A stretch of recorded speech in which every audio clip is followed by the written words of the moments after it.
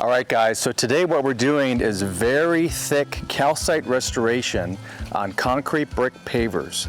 So we're working on chart 2 for your flat bricks and pavers, the FLO process number 1. And now in the cookbook, we're gonna have to depart just a little bit and make the product quite a bit stronger than where it says 4:1 to 2:1.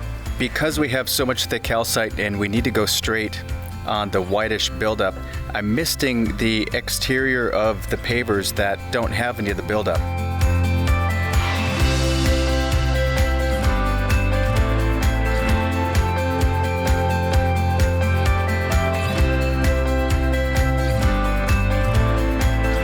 So this is exactly what this client wanted.